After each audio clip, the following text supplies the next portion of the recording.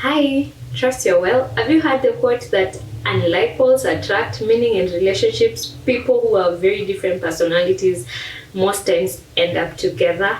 So, where does compatibility really come in, and is it necessary? That is what we'll be talking about in this video. So, first, you're going to start with the definition of compatibility. What does it mean? In the simplest terms, it is two different people who have the knowledge of their differences and similarities come together and they are able to harmoniously live together with minimal conflict. So some of the signs that people are incompatible are the following. I'll be talking about probably around 5 or 6, but there are many. So one of them is where you don't feel safe being yourself around this person. So you are either hiding a side of you because or you're not revealing who you really are because you feel probably embarrassed, or you feel that the other person might leave you if they know who you really are. So if you don't feel okay being yourself, expressing your emotions, whether positive or negative, then you're not compatible because you can't hide forever.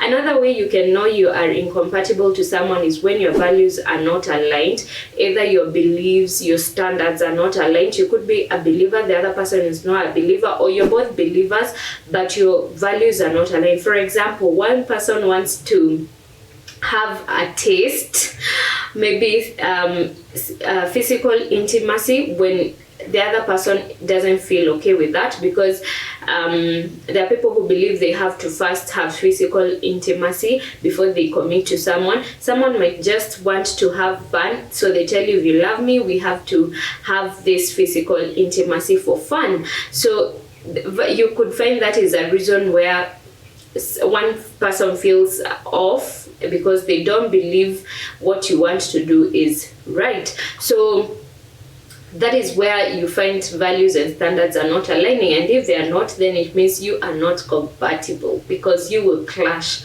a lot of times. Another reason you might find people are incompatible is where there is imbalance in a relationship. And in imbalance, this is what I mean, where one person feels inferior to the other. For example, it could be because of finances, it could be because of age, it could be because of education, that one person feels superior to the other. Yeah, so you might not have a say in the relationship, you might not be allowed to interact even with their maybe learned friends or high-end friends because they feel you might embarrass them, or you might come out not the way they expect. So if you feel inferior in a relationship, or you feel your partner is inferior to you, so you are superior, you cannot respect them, you cannot work together as a team, they cannot bring in their input in the relationship, in discussions, then you are incompatible, because in such a relationship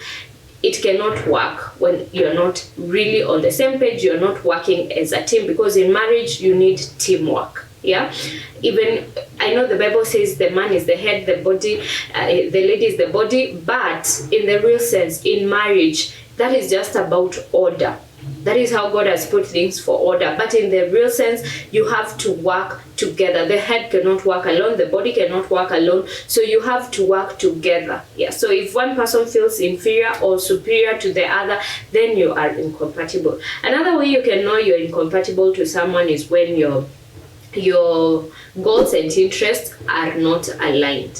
For example, one person might be wanting to first educate their family, the siblings, or probably first build their parents a home before they get married, and another person is feeling that is not important. You don't have to wait until we get married before you get married for you to do that. You can do that when you're married, but for this other person, that is a priority. Some people might feel, I have to first do my PhD before I get married, and this other person is like, let's get married. We cannot wait 10 years for you to first do all these things. Yeah, so you might find some goals are not aligned, or some interests. Some people you might find one person who is not interested in having children for whatever reason, and this other person feels, for me in marriage, I must have children. Yeah. So, and even on interest, it could be how you spend your free time, how you want to spend your days. One person wants to have their free time just in a quiet hotel or restaurant, have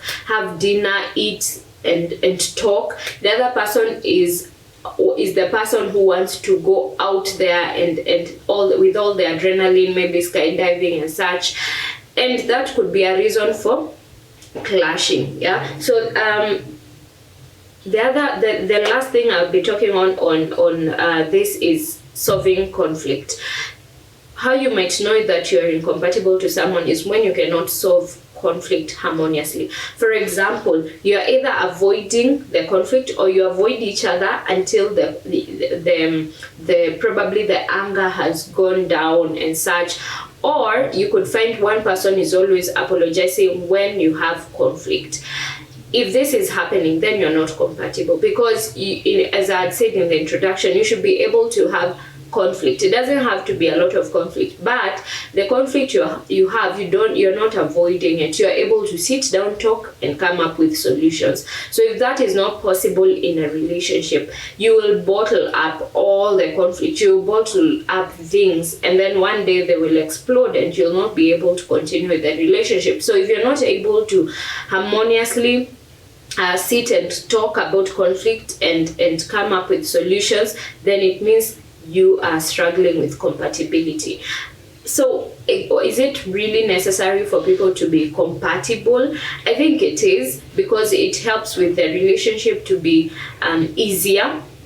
It doesn't mean people who are different, who are not compatible cannot be together. It is possible to be together, but point is there will be more work that has to be put in. So question is, before as you consider someone and you can tell you're struggling with compatibility in some areas, ask yourself if this person does not change, because we hope that people change, but let's say this person does not change to the ideal that you're considering, or something that you're able to live with. Will you be able to continue with the relationship? Will you be able to stay 2, 3, 4 years from today? So ask yourself the things that you think you are able to compromise, or the things that you're considering this person will change. If they do not change, will you be able to compromise for the rest of your life? Yeah, so that is something to think about when you're considering someone. I know people change. I know you can compromise, but can you stay compromised in that area, whichever area you feel you're not compatible in, for the rest of your life? And are you, the two of you, are you willing to put in the work to work towards being compatible? Because if you're incompatible in whichever area, whether the ones I've mentioned or others, then it means work has to be put in. Thank you for watching to the end. If you have not subscribed, please subscribe. And if you have not watched the video on common ways that God confirms the one, make sure to watch, because that will help you have at least an idea on what you're expecting as you pray to God, to know whether the person you're considering is actually the one for you. God bless you. Bye.